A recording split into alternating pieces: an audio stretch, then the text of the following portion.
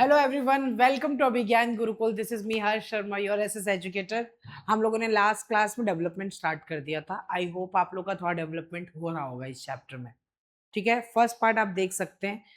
हम लोगों ने काफी चीजें जो लास्ट क्लास में करी, वो मैं थोड़ा सा एक क्विक रिकैप देता हूँ। हम लोगों ने डेवलपमेंट के बारे में जाना। भाई डेवलपमेंट क्या होता है? एक मल्टी डायमेंशनल प्रोसेस है जिसमें इकोनॉमी भी इन्वॉल्व होता है, सोशल ट्रांसफॉर्मेशन होना चाहिए और एनवायरमेंट सस्टेनेबिलिटी होनी चाहिए। यानी एक ऐसी सोसाइटी जो स्टैग्नेंट है, रुकी हुई है, अगर वो आगे बढ़ने लगे तो डेवलपमेंट है। ठीक है, आपके पास आप अभी 5 रुपए कमाते हो, कल को 7 रुपए कमाने लगो, ये भी डेवलपमेंट है। समझ में आ रहा है? तो डेवलपमेंट एक मल्टी डायमेंशनल चीज है जो एक सोसाइटी को स्टेट ऑफ अंडर डेवलपमेंट या स्टेग्नेशन से इंप्रूवमेंट की तरफ लेके जाता है, हर एक फील्ड की इंप्रूवमेंट की तरफ। ठीक है। डेवलपमेंट में बहुत सारे टाइप्स है। इकोनॉमिक डेवलपमेंट एक अलग चीज होता है, ह्यूमन डेवलपमेंट अलग चीज होता है, सस्टेनेबल डेवलपमेंट, ये 3 चीजें हम पढ़ेंगे, पढ़ चुके हैं। आई मीन काफी चीजें इसमें से। ठीक है। फिर हम लोगों ने डेवलपमेंटल गोल्स देखे, कॉमन होते हैं, डिफरेंट होते हैं, कॉन्फ्लिक्टिंग होते हैं। सबके जो डेवलपमेंटल गोल्स होते हैं अलग होते हैं। कुछ ऐसे गोल्स होते हैं जो हम सबके कॉमन है, मैंने बताया था आप लोग को। कुछ ऐसे हैं जो अलग अलग है और कुछ कॉन्फ्लिक्टिंग है। ये आप लास्ट क्लास में देख सकते हो, ये कॉमन है, ये डिफरेंट है और ये कॉन्फ्लिक्टिंग भी है भाई। ठीक है। फिर हम लोगों ने इंडिकेटर्स ऑफ डेवलपमेंट देखा था, जिसमें सबसे पहले जीडीपी, जीएनआई और पर कैपिटा आया था। जैसा मैं आप लोग को बताना चाहता हूँ, प्लीज एक बार और देखना। इंडिकेटर्स इंडिकेटर्स ऑफ डेवलपमेंट जो होता है, इसमें देखो एक चीज है, ऐसा पैसा इंपॉर्टेंट है भाई, इनकम जरूरी है। इनकम किसी कंट्री के पास ज्यादा है तो हाँ वो रिच हो सकता है, उसके यहाँ पे कंडीशन बेटर होगा। इनकम, अब एक एग्जांपल देखते हैं इनकम का। एक कंट्री ए है और एक कंट्री बी है। ए की जीडीपी 100 है, बी की जीडीपी 50 है। ठीक है। इनकम वाइज ए आगे है, लेकिन ए की पॉपुलेशन 20 है और बी की पॉपुलेशन 5 है। इस हिसाब से अगर आप देखोगे तो बी आगे, यानी इनकम से खाली मैटर नहीं करता। एक और चीज बहुत ज्यादा जरूरी होती है, पर कैपिटा इनकम। पर कैपिटा इनकम। ठीक है। इनफैक्ट जो वर्ल्ड बैंक है, वर्ल्ड बैंक, वो भी पर कैपिटा इनकम को ही कंसिडर करती है। पर कैपिटा इनकम ही one of the major indicator of development है वर्ल्ड बैंक के लिए। वर्ल्ड बैंक ने रिपोर्ट ऑलरेडी बना के रखी हुई है कि कौन सी कंट्री, उन्होंने अराउंड $60,000 पर एनम जिसकी पर कैपिटा इनकम होती है, ठीक है, उसको ये लोग रिच कंट्री बोलते हैं। रिच कंट्री, समझ आ रहा है? जिसकी पर capita income 12,000 dollars per annum से कम होती है, इससे कम होती है, उसको वो लोग लेस डेवलप्ड कंट्रीज बोलते हैं। लेस डेवलप्ड कंट्री बोलते हैं। ठीक है। अगर अभी हम करंट पॉपुलेशन, अगर करंट टाइम की बात करेंगे तो आपके लिए बहुत आसान है। इंडिया का जो इकोनॉमी है वो अराउंड $4 ट्रिलियन है। $4 ट्रिलियन है और पॉपुलेशन अराउंड 1.4 बिलियन है। तो अगर आप ये निकाल लेंगे तो हमारा पर कैपिटा निकल जाएगा, और वो जो आपका पर कैपिटा निकलेगा वो $4,000 के अराउंड होगा। $4,000 के अराउंड होगा, अगर सिंपली मैं आपको बताना चाहूँ तो। ये, और ये जो $4,000 है भाई, इस हिसाब से हम लोग लेस डेवलप कंट्री में ही आते हैं। लेस डेवलप कंट्री में आते हैं, पर उसमें भी थोड़ी सी बेटर कंडीशन है, बस ये कह सकते हैं। यानी अगर आप लोगों ने देखा तो इनकम एक बहुत जरूरी, ग्रोथ डोमेस्टिक प्रोडक्ट बहुत जरूरी है। ग्रोथ डोमेस्टिक प्रोडक्ट से अच्छा है जीएनआई निकाले, ये इंपॉर्टेंट है, बट इससे भी ज्यादा इंपॉर्टेंट है पर कैपिटा इनकम, जो मैंने आपको समझाई। पर कैपिटा इनकम बहुत ज्यादा जरूरी है, याद रखना। ये एक इंडिकेटर हो गया। अब मैं आपको एक और एग्जांपल देता हूँ भाई। ठीक है। इंडिया में ही एक स्टेट है जिसका नाम है हरियाणा, और इंडिया में ही एक स्टेट है जिसका नाम है बिहार। ठीक है। हरियाणा का जो पर कैपिटा इनकम है वो अराउंड 3.25 लाख पर एनम है। ठीक है, हरियाणा का पर कैपिटा इनकम।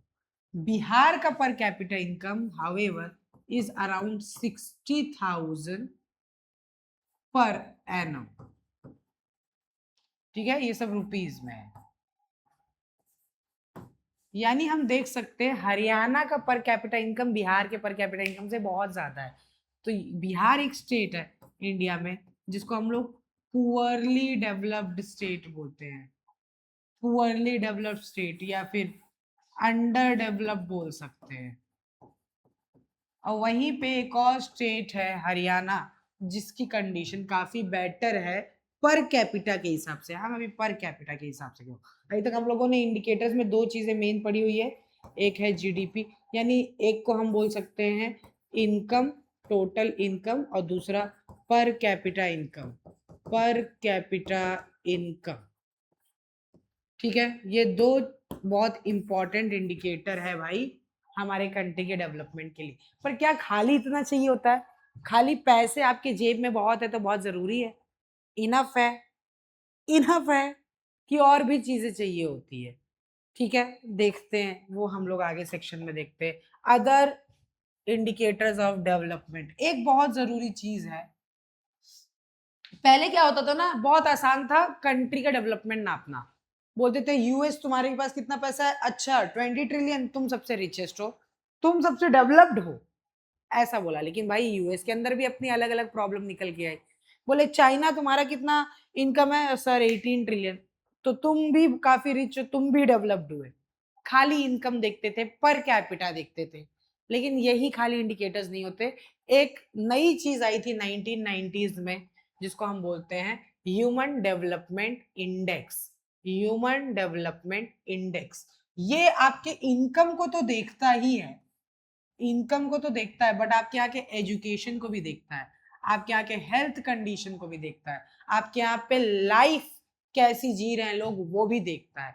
तो ह्यूमन डेवलपमेंट इंडेक्स जो है, ह्यूमन डेवलपमेंट इंडेक्स जो है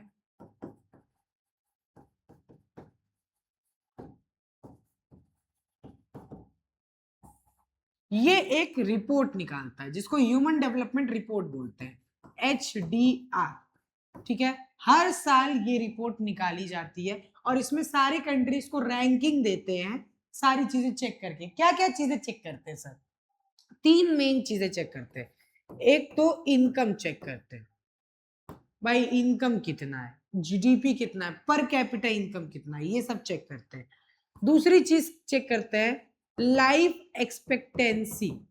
लाइफ एक्सपेक्टेंसी कितनी है, यानी एक पर्सन जो किसी एक्स कंट्री में बॉर्न होगा वो कितने साल जिएगा। सर ये कैसे बता सकते हैं? अगर भाई कोई कंट्री है, किसी कंट्री में सैनिटेशन अच्छा है, साफ सफाई है बहुत बढ़िया, ठीक है, हेल्थ केयर अच्छा है, हेल्थ केयर अच्छा है, ठीक है, क्लीन एयर है, क्लीन वाटर है,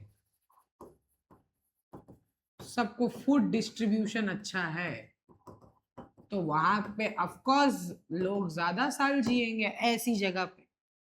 ठीक है, तो एक दूसरी चीज है जो लाइफ एक्सपेक्टेंसी जिसको कहते हैं। ठीक है, एक तीसरी चीज भी है जो चेक करता है, वो है एजुकेशन।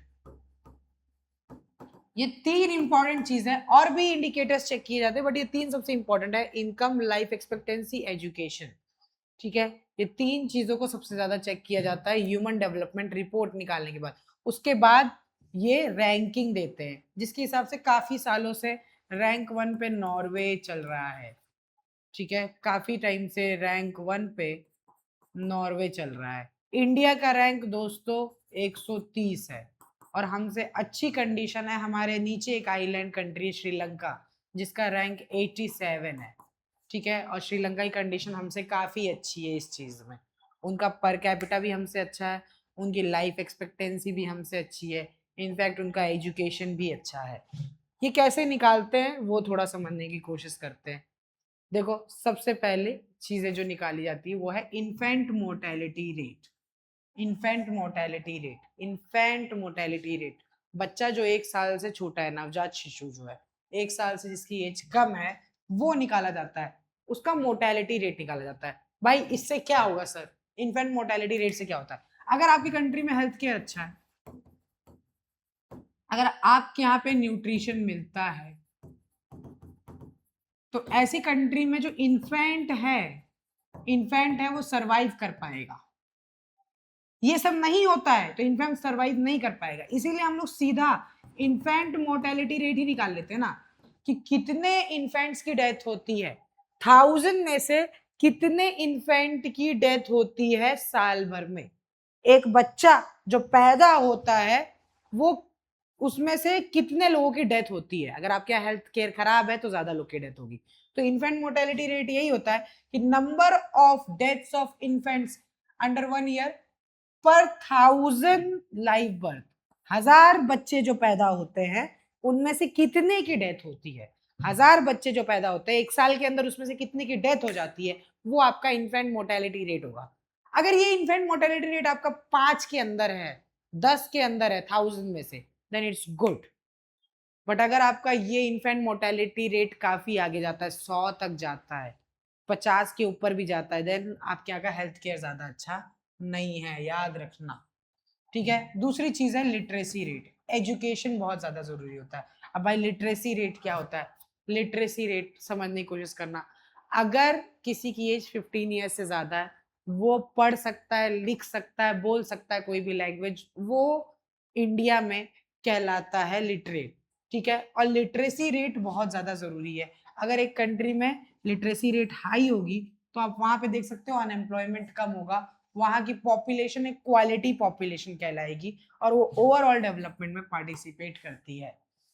ठीक है। तो ह्यूमन डेवलपमेंट बहुत जरूरी है, इन्फेंट मोर्टेलिटी जरूरी है, लिटरेसी रेट जरूरी है, लाइफ एक्सपेक्टेंसी। जैसा मैंने बताया, लाइफ एक्सपेक्टेंसी क्या होता है कि एक पर्सन जो किसी एक्स कंट्री में पैदा होगा वो कितने साल जिएगा, चांसेस क्या है कि वो करंट मोर्टेलिटी रेट के हिसाब से कितने साल जी सकता है। अगर वहां पे हेल्थ केयर अच्छा है, सैनिटेशन अच्छा है, ओवरऑल क्वालिटी ऑफ लाइफ है, क्लीन एयर है, क्लीन वाटर है, ठीक है, सिक्योरिटी अच्छा है, तो वो ज्यादा टाइम जी सकता है।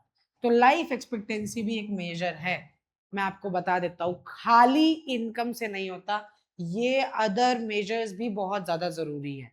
सर कुछ भी बोल रहे हो आप, कैसी बात कर रहे हो? हाँ, इसीलिए मेरे पास एक एग्जाम्पल है आप लोगों के लिए, बहुत बढ़िया सा। वापस से हम लोग 3 स्टेट की तरफ जाते हैं। एक स्टेट है अगेन हरियाणा, एक स्टेट है आपका बिहार, और एक स्टेट है आपका केरला। 3 स्टेट का हम लोग एग्जाम्पल ले रहे हैं, हरियाणा, बिहार और केरला। हरियाणा, बिहार और केरला, ये 3 जगह पे हम लोग देखते हैं कि क्या चीजें हैं। इनकम सबसे पहले देखते हैं, इनकम। इनकम में भाई हरियाणा आगे है, बिहार पीछे है, केरला भी पीछे है। हरियाणा के कंपैरिजन में ये दोनों पीछे हैं, इनकम ज्यादा है हरियाणा का। एजुकेशन देखते हैं, ठीक है, एजुकेशन जो निकाला जाता है mean year of schooling, mean year of schooling, mean year of schooling, उसमें देखा गया हरियाणा थोड़ा सा पीछे है, बिहार और पीछे है, और केरला इसमें ज्यादा आगे। दूसरा, तीसरा, इनफैक्ट तीसरा देखा गया infant mortality rate, infant mortality rate. क्योंकि केरला का भाई हेल्थ केयर पूरे कंट्री में बेस्ट है, तो केरला का इन्फेंट मोर्टेलिटी रेट बहुत कम है, बहुत कम है। वहीं पे बिहार का बहुत ज्यादा है, हरियाणा का भी बहुत ज्यादा है। ठीक है। यानी अगर अभी हम देखिए एक और चीज यहाँ पे निकल के आती है, एजुकेशन देख लिया हम लोगों ने, इन्फेंट मोर्टेलिटी रेट देख लिया, लाइफ एक्सपेक्टेंसी देख ले, लाइफ एक्सपेक्टेंसी देख ले, तो इसमें भी हरियाणा आगे ही है, पर केरला ज्यादा आगे है और बिहार पीछे है। तो अगर ओवरऑल देखोगे तो इनकम में हरियाणा सबसे आगे है, लेकिन बाकी हर एक चीज में केरला आगे है। तो पैसे कम है फिर भी भाई एजुकेशन अच्छा है केरला में। पैसे कम है फिर भी वहां के बच्चे नहीं मर रहे। पैसे कम है फिर भी वहां पे लाइफ एक्सपेक्टेंसी अच्छी है। ठीक है, वहां की लाइफ एक्सपेक्टेंसी ज्यादा बेटर है और जगहों से। तो आप अगर ओवरऑल ह्यूमन डेवलपमेंट इंडेक्स निकालोगे तो उसमें केरला ज्यादा अच्छा स्टेट निकलेगा हरियाणा बिहार से। हाउएवर हरियाणा का इनकम और पर कैपिटा केरला से ज्यादा है। बात समझ में आ रहा है आपको? तो ये इंडिकेटर्स बहुत ज्यादा जरूरी होते हैं। आगे चलो, मैं यही बता रहा था डेवलपमेंट जो है हर कंट्री में सेम नहीं है, क्योंकि सबका इकोनॉमी और सोशल कंडीशन अलग है भाई। ठीक है, इसी वजह से कंट्रीज को 3 लेवल्स में डिवाइड किया गया है, 3 कैटेगरीज में डिवाइड की गई है। एक को फर्स्ट वाले को हम बोलते हैं डेवलप्ड कंट्रीज। जैसा मैंने बताया था, ऐसे कंट्रीज जहाँ पे इंडस्ट्रियलाइजेशन बहुत ज्यादा आगे है, इंफ्रास्ट्रक्चर कंप्लीट हो चुका है। ठीक है, इंडिया में आप देखोगे तो अभी इंफ्रास्ट्रक्चर कंप्लीट नहीं हुआ है भाई। हर जगह रोड खुदा हुआ दिखता है आपको, हर जगह ब्रिज आधे बने हुए दिखते हैं, टूटी फूटी इमारतें दिखती है। इंफ्रास्ट्रक्चर अभी कंप्लीट नहीं है। ये वैसी कंट्रीज है डेवलप कंट्रीज जहाँ पे आपको उतना कंस्ट्रक्शन नहीं दिखेगा। यहाँ पे इंडस्ट्रियलाइजेशन अच्छा है, इंफ्रास्ट्रक्चर हो चुका है, हाई स्टैंडर्ड लिविंग है, लिविंग स्टैंडर्ड बहुत अच्छा है। इसके एग्जांपल है यूनाइटेड स्टेट्स, जर्मनी, जापान। ठीक है, इनकी इकोनॉमी तो स्ट्रांग है ही, जीडीपी तो अच्छा है ही, लेकिन इसके साथ साथ हेल्थ केयर भी अच्छा है, एजुकेशन सिस्टम बहुत बढ़िया है। ठीक है, इनके यहाँ पे भी अलग अलग टाइप की प्रॉब्लम फेस कर सकते हैं ये लोग, जैसे कि income inequality, ageing population, but ये काफी बेसिक प्रॉब्लम्स है। अगर आप ओवरऑल देखोगे तो ये डेवलप्ड कंट्रीज की कंडीशन बेटर होती है। दूसरी जगह पे है डेवलपिंग कंट्रीज। डेवलपिंग कंट्रीज ऐसे हैं जो स्टेगनेंट थे कभी, पर अब आगे बढ़ चुके हैं, आगे बढ़ चुके हैं, पर डेवलप्ड नहीं हुए। डेवलप्ड अभी नहीं हुए, ये रास्ते में है। कोई हो सकता है यहाँ पहुंच गया हो, कोई यहाँ पहुंच गया हो, और कोई अभी यहीं पे हो। तो developing nations are working towards industrialization, क्या बढ़ रहा है, इनके यहाँ पे इंफ्रास्ट्रक्चर अभी हो रहा है। मैंने बताया इंडिया में भी कंस्ट्रक्शन चल रहा है। हो सकता है अगले 15-20 साल 30 साल के बाद हम भी डेवलप्ड हो जाए, हमारे यहाँ सब कंप्लीट हो जाए। तो यहाँ की लिविंग स्टैंडर्ड बहुत अच्छी है, लेकिन इनके यहाँ पे भी बहुत सारी प्रॉब्लम फेस करते हैं ये लोग, जैसे पोवर्टी, हेल्थ केयर की प्रॉब्लम, ठीक है, अनएम्प्लॉयमेंट की प्रॉब्लम। इसके एग्जांपल्स है इंडिया, ब्राजील, साउथ अफ्रीका। ठीक है, इसमें से बहुत सारी जो कंट्रीज है वो प्रोग्रेस कर रही है। इंडिया भी बहुत अच्छा खासा प्रोग्रेस कर ली, लेकिन इनके यहाँ पे डिस्पैरिटी ऑफ इनकम देखने को मिलता है, पॉलिटिकल इंस्टेबिलिटी देखने को मिलता है ब्राजील में, इंडिया में। ठीक है, साउथ अफ्रीका में काफी अलग अलग टाइप की प्रॉब्लम है। पोवर्टी देखने को बहुत ज्यादा मिलता है, इंडिया में तो भाई बहुत हाई है पोवर्टी, अनएम्प्लॉयमेंट बहुत टॉप पे है। और तीसरे पे आते हैं लीस्ट डेवलप्ड कंट्रीज, एलडीसीज, जिनको हम लोग अंडर डेवलप्ड नेशंस बोलते हैं, अंडर डेवलप्ड कंट्रीज। ये लोगों का डेवलपमेंट बहुत लो है, इनका इनकम पहली बात तो बहुत लो है। ठीक है, इनके यहाँ पे आपको एक्सट्रीम पॉवर्टी देखने को मिलेगी, हेल्थ केयर बहुत खराब है, लिटरेसी रेट और खराब है। इसमें एग्जाम्पल है अफ्रीकन नेशंस के एग्जाम्पल ले लो, चार, सूडान, ठीक है, कॉन्गो, ये सारे कंट्रीज, आप नाइजर, ये सारे कंट्रीज इसमें डाल सकते हो अंडर डेवलप में। ठीक है, क्या बोलते हैं, सब सहारन अफ्रीकन कंट्रीज ले लो आप। ठीक है, इनके यहाँ पे अभी बेसिक सर्विसेज भी नहीं पहुंची है, इनकी लाइफ कंडीशन अच्छी नहीं है। ठीक है, तो ये आप समझ सकते हो levels of development as per countries. पूरी दुनिया की जितनी भी कंट्रीज है वो डेवलपमेंट के वाइज में 3 कैटेगरी में बटी हुई है, डेवलप्ड, डेवलपिंग और अंडर डेवलप्ड। अंडर डेवलपमेंट सबसे लीस्ट डेवलप कंट्रीज, यहाँ पे डेवलपमेंट अभी नहीं हुआ है, स्टैग्नेशन की तरफ है, धीरे धीरे कोशिश कर रही है। उनके यहाँ पे इनकम भी अच्छा नहीं है, हेल्थ कंडीशन भी बढ़िया नहीं है, एजुकेशन भी बढ़िया नहीं है। डेवलपिंग कंट्रीज हाउएवर रास्ते में है, They are doing progress. It is slow, but they are doing. Or developed countries have achieved all the parameters of the development. आगे बढ़ चुके हैं. हाँ, ऐसा नहीं है कि डेवलप्ड एकदम परफेक्ट है, उनके कोई प्रॉब्लम नहीं है. प्रॉब्लम, छोटी मोटी प्रॉब्लम्स है, but they could be solved. Okay, आगे नेक्स्ट एक बहुत इंपॉर्टेंट चीज है भाई. अगर हमारे कंट्री में, एक बात समझो, अगर हमारे कंट्री में इनकम डिस्पैरिटी चल रही है, पोवर्टी आ रही है, एजुकेशन की कमी है, तो सॉल्यूशन कैसे आएगा? एजुकेशन का एक प्रॉब्लम है. एजुकेशन का कैसे प्रॉब्लम है? मेरा घर है, मेरे घर में 5 लोग रहते हैं, 5 बच्चे हम रहते हैं, मान लो रहते हैं और लोग हैं, 5 बच्चे रहते हैं. 5 बच्चे में से 4 का मन नहीं है पढ़ने का, 4 पढ़ाई नहीं करते, तो एक नहीं पढ़ाई कर पाएगा. ठीक है, वो एक को पढ़ाने के लिए बहुत स्ट्रगल करना पड़ेगा. इसी वजह से हम बोलते हैं पेरेंट्स को कि आप हम पांचों को स्कूल में डालो. पब्लिक फैसिलिटीज एग्जैक्टली यही करता है कि एक जगह जहां पे कंडीशन नहीं है सही, कोई हॉस्पिटल नहीं जा रहा है क्योंकि हॉस्पिटल्स बेटर नहीं है, गवर्नमेंट आके एक पब्लिक हॉस्पिटल बना ले जो सबके लिए काम करे, तो वहां सब लोग जाएंगे और सबका विश्वास बढ़ेगा. गवर्नमेंट आके एक पब्लिक गवर्नमेंट स्कूल चालू करे जहां पे सब जाने लगे और सब एजुकेट होंगे. ठीक है, तो ये इस तरीके से काम करता है. पब्लिक फैसिलिटीज बहुत जरूरी होती है डेवलपिंग कंट्रीज में, अंडर डेवलप कंट्रीज में. सबसे इंपॉर्टेंट चीज ही पब्लिक फैसिलिटीज बन जाती है. गवर्नमेंट की रिस्पॉन्सिबिलिटी देखने को मिलती है. पब्लिक फैसिलिटीज बेसिकली वो एसेंशियल सर्विस है जो गवर्नमेंट हमको देती है ताकि हमारी सोसाइटी की वेलबींग अच्छी हो जाए. इसमें बहुत कुछ आता है. एजुकेशन आता है, हेल्थ केयर आता है, वाटर सैनिटेशन आता है, ट्रांसपोर्ट, इलेक्ट्रिसिटी आती है. आप मुझे बताओ, ये सारी चीजें जो बेसिक चीजें वो तो गवर्नमेंट को हमें देनी चाहिए भाई. हम लोगों को एजुकेशन, हेल्थ, फूड भी, मैं तो फूड भी मानता हूँ, food, water sanitation, clean air, transport facilities, electricity, ये तो गवर्नमेंट को ही देनी चाहिए यार.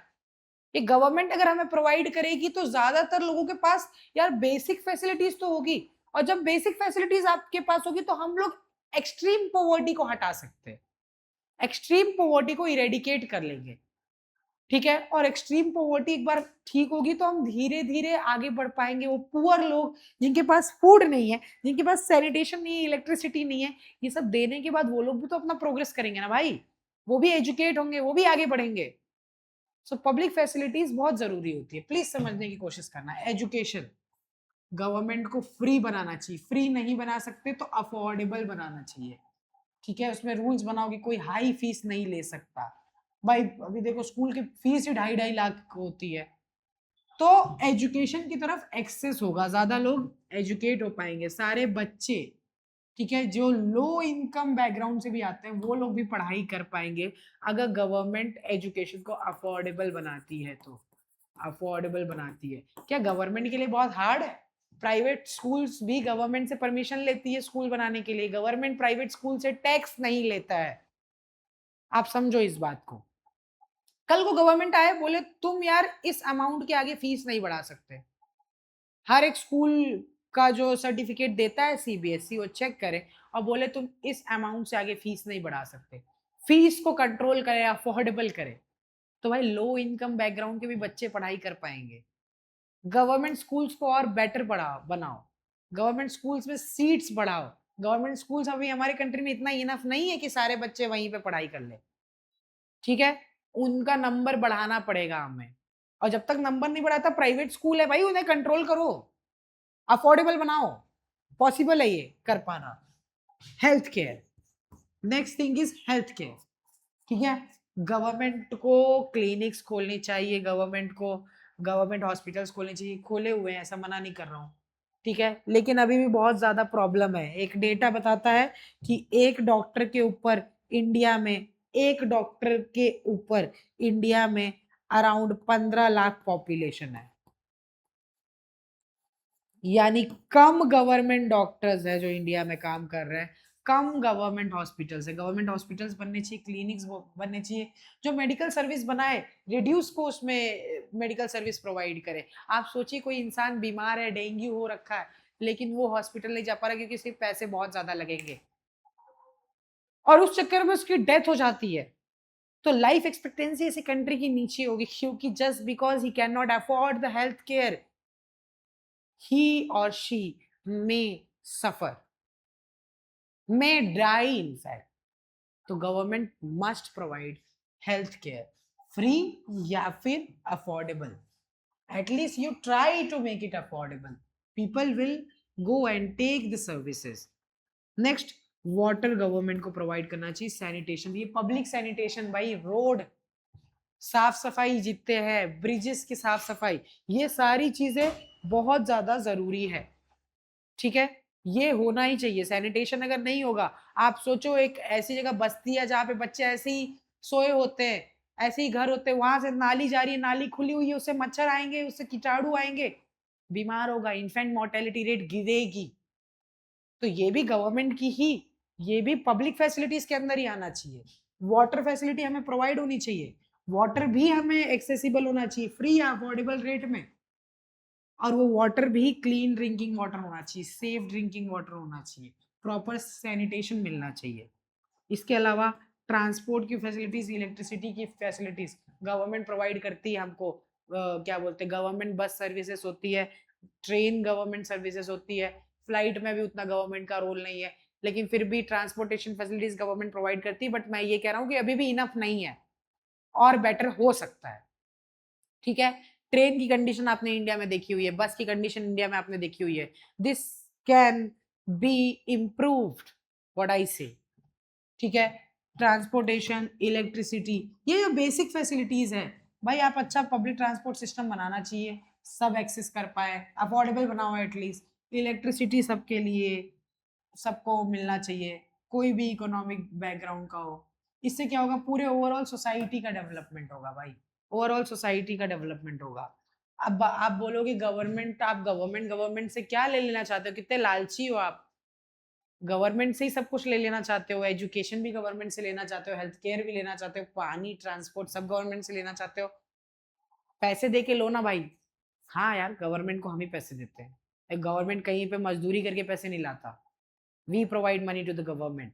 We pay taxes.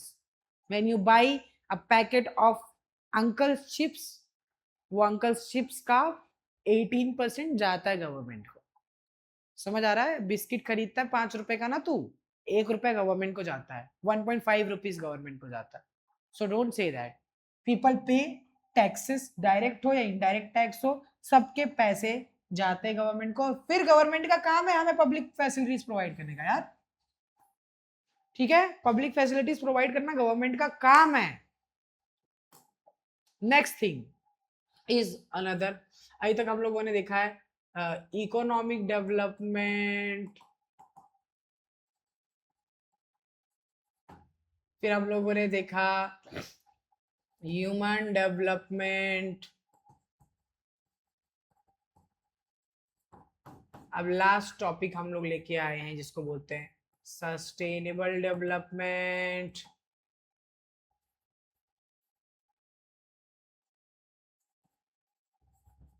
Basically sustainable development one of the biggest challenges of this century. 1990 में सबसे पहली बार ये लोगों ने सोचा था कि भाई एनवायरनमेंट अब डैमेज हो रहा है. ये लोगों ने एजेंडा 21 बनाया.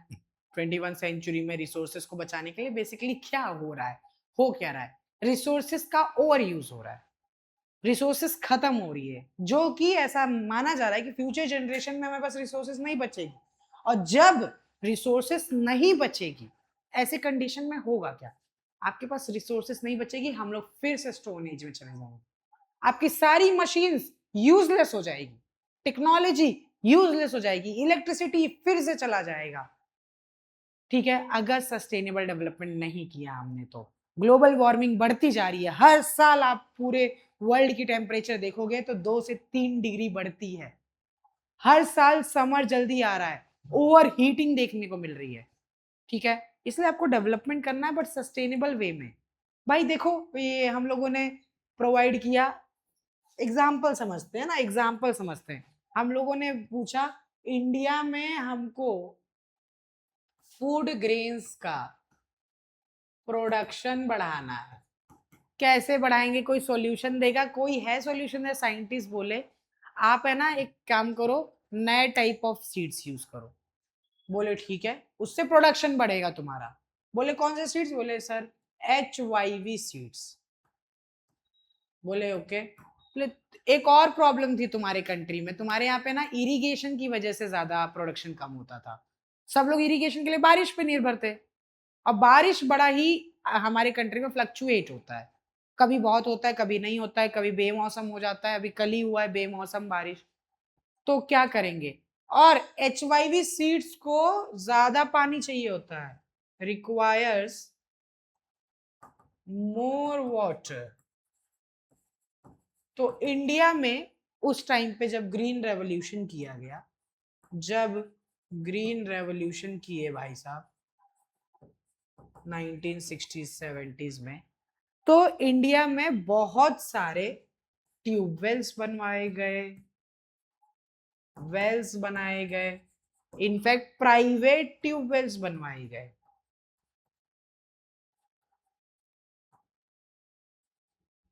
अब ये सारी वजह से, ये सारी चीजों की वजह से हुआ क्या?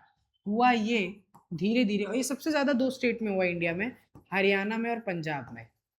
हरियाणा और पंजाब में। और आज इन दो स्टेट की कंडीशन क्या है पता है आपको? यहाँ का ग्राउंड वाटर, ग्राउंड वाटर जो है 85% खत्म हो चुका है, फिनिश हो चुका है, एग्जॉस्टेड। सर क्या बोल रहे हो?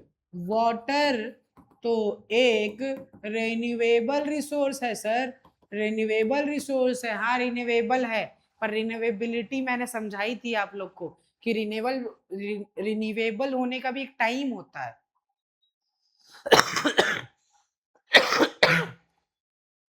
वाटर साइकिल फॉलो करता है, ठीक है? बारिश होगा, वो जाएगा नदी में, थोड़ा नीचे जाएगा, उसका यूज होगा, वो थोड़ा वाटरफॉल होते होते पहुंचेगा समुंदर में, फिर से पानी जहां जहां तक पहुंचा है वहां से एवोपरेट होगा, वापस आएगा क्लाउड्स में, बारिश होगा। इसका एक लेवल होता है भाई। लेकिन जिस स्पीड से ये tubewell, handpump, wells, private tubewells, यहाँ से पानी निकाल के इरिगेशन किया जा रहा है, जितना पानी ये HYV सीड्स खा रहा है, इसकी वजह से भाई पानी रिन्यूएबल नहीं हो पा रहा है। अगर हम इतने फास्ट यूज करते जाएंगे तो रिन्यूएबल रिसोर्स भी नॉन रिन्यूएबल बन जाएगा, which is a very big problem in India right now, specially in north India. पानी की कमी होने लग गई है, एंड दैट इज एविडेंट। आगे चल के फिर से प्रोडक्शन में पीछे चले जाएंगे हम लोग। इसलिए हमको भाई डेवलपमेंट करना है। बिलीव मी, मैं डेवलपमेंट के अगेंस्ट नहीं हूँ, पुराने जमाने का इंसान नहीं हूँ मैं, लेकिन एनवायरनमेंट को बचा के, सपोर्ट करके, ठीक है? One of the biggest challenge modern time में यही है कि डेवलपमेंट हमको अचीव करना है, बट सस्टेनेबिलिटी के साथ। सस्टेनेबल डेवलपमेंट यही करता है कि प्रेजेंट नीड्स हमको फुलफिल करनी है बिना कॉम्प्रोमाइज किए फ्यूचर नीड्स को। फ्यूचर जनरेशन जो चाहिए उन्हें भी मिलना चाहिए भाई, नहीं तो कितना गलत हो जाएगा। यानी हमको इकोनॉमिक ग्रोथ करना है, बैलेंसिंग इकोनॉमिक ग्रोथ, लेकिन एनवायरमेंटल डिग्रेडेशन भी नहीं होने देना है। एनवायरमेंट प्रोटेक्ट करना है हमको, सोशल इक्वालिटी को मेंटेन करना है हमको। आप देखो कितनी बड़ी प्रॉब्लम्स आज के टाइम पे आ रही है, ठीक है? यूनाइटेड नेशंस ने इसीलिए हर एक कंट्रीज में बना के रखे हैं sustainable developmental goals, sustainable development goals, जिसको हम लोग SDGs बोलते हैं। यूनाइटेड स्टेट्स 2015 में इंट्रोड्यूस करता है सस्टेनेबल डेवलपमेंट गोल्स, जो हर साल आते रहते हैं, जो ये मानते हैं कि 2030 तक हम सस्टेनेबल प्रोग्रेस अचीव कर पाएंगे अगर ये गोल्स को हमने फॉलो किया। इसमें क्या क्या है, कुछ गोल्स मैं बता देता हूँ। पोवर्टी और हंगर खत्म करना है पूरी दुनिया से, ठीक है? गुड हेल्थ और वेलबींग मेंटेन करना है, क्वालिटी एजुकेशन सबको मिलना चाहिए, इनइक्वालिटी खत्म करना है भाई। इनइक्वालिटी एक बहुत बड़ा प्रॉब्लम है। आप देखो ना, एक इंसान जो एसी में रहता है, अपने अपने घर से बाहर निकलता है तो उसके कार में भी एसी है, फिर वहां से निकलता है अपने ऑफिस जाता है, वहां पे भी एसी है। और एक दूसरा पर्सन जिसके घर में एसी नहीं है, रात भर सो नहीं पाया गर्मी में, सुबह जाता है जॉब में, मजदूरी करता है धूप में, ठीक है? चलो, ये दोनों इनके एजुकेशन और उस पे होते हैं, मैं कुछ मना नहीं कर रहा हूँ, एजुकेशन के ऊपर ये दोनों को काम मिला है, ऐसा थोड़ी ना मैं बोल रहा हूँ कि ये मजदूर को भाई ऑफिस भेज दो या उसको या फील्ड में काम करने के लिए भेज दो। दूसरी लेकिन मैं ये बोल रहा हूँ कि इसके पास एसी है जो कि गर्मी और देता है इस एनवायरनमेंट में। ये जो टेक्नोलॉजीज हैं ये गर्मी प्रोवाइड करती है। ये ऐसे डेवलपमेंट है जिसकी वजह से अर्थ ज्यादा गर्म हो रहा है। पहले ये मजदूर इतनी गर्मी में काम कर लेता था, रह लेता था, तब टेम्परेचर 35 डिग्री था, अब 50 डिग्री हो रहा है भाई। और वो 50 डिग्री में इसका इन्वॉल्वमेंट नहीं है क्योंकि इसने उतना रिसोर्स यूज नहीं करा, इसके पास एसी नहीं है, इसके पास लग्जरी कार नहीं है, तो ज्यादा प्रॉब्लम इस मजदूर को होगी। ये है इनइक्वालिटी कि एक इंसान रिसोर्सेस यूज कर रहा है, रिसोर्सेस को एक्सप्लॉइट कर रहा है, और उसका जो प्रॉब्लम आ रहा है वो इस इंसान को नहीं फेस करना पड़ रहा, ये एक दूसरे इंसान को फेस करना पड़ता है। ये दूसरा इंसान जब जाता है काम पे अपने, इसके पास ना एसी वाली कार है, ये पैदल जब जा रहा होता है तो हीट स्ट्रोक आता है और ये मर जाता है। ये हीट करवाने वाला कौन है? ये इंसान।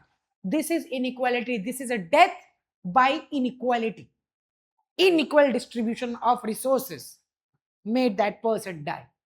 You call it anything else, तुम्हारे मन में जो आए वो बोल लो, बट यही सच। सॉरी भाई, इतना गुस्सा आ रहा है, sorry.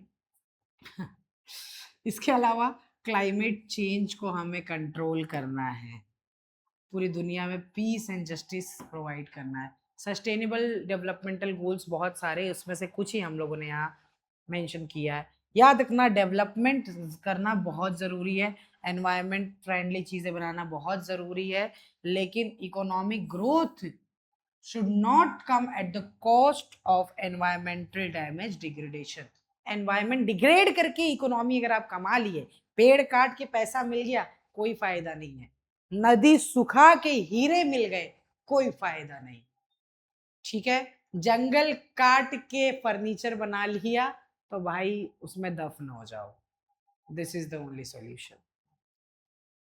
And all people should have. अच्छा, एक और भूल गया यार, इतनी बढ़िया शायरी चली रही थी। तो अगर तुम लोगों ने पहाड़ काट के रास्ते बना लिए तो रास्ता डेथ की तरफ जा रहा है। ठीक है, तो ये बहुत जरूरी है कि सबको इक्वल अपॉर्चुनिटी मिलनी चाहिए, सबको इस प्रोग्रेस से बेनिफिट मिलना चाहिए। That is the only solution. SDG follow करना बहुत जरूरी है। This was your chapter called development. हम लोगों ने 3 सबसे इंपॉर्टेंट चीज में पढ़ी, इकोनॉमिक डेवलपमेंट, ह्यूमन डेवलपमेंट और सस्टेनेबल डेवलपमेंट। हम लोगों ने देखा इकोनॉमी बहुत जरूरी होती है, मैं मना नहीं कर रहा हूँ, इकोनॉमी जरूरी होती है। ठीक है, इकोनॉमी जरूरी होता है। अगर इकोनॉमी के साथ साथ आप ह्यूमन डेवलपमेंट भी कर लिए और सस्टेनेबल डेवलपमेंट भी कर लिए, 3 चीजें अचीव कर ली, then you are a developed nation. तभी आप सोचना कि आपने ओवरऑल प्रोग्रेस करा हुआ। ठीक है, बाकी मेरा नाम हर्ष शर्मा है। आप लोग को अगर कोई भी चीज़ पसंद आई हो तो कमेंट करना, कोई डाउट हो तो कमेंट करो, और थोड़ा अगर मुझे गुस्सा आ गया हो तो उसके लिए माफ़ी चाहूँगा। मैं थैंक यू बोल भी देता हूँ और लिखा हुआ भी है, जो लोग सुन नहीं सकते उनके लिए। ठीक है, thank you so much. Subscribe करिए चैनल को। हम मिलते हैं अगले वीडियो में। Thank you so much. This is अ विज्ञान गुरुकुल।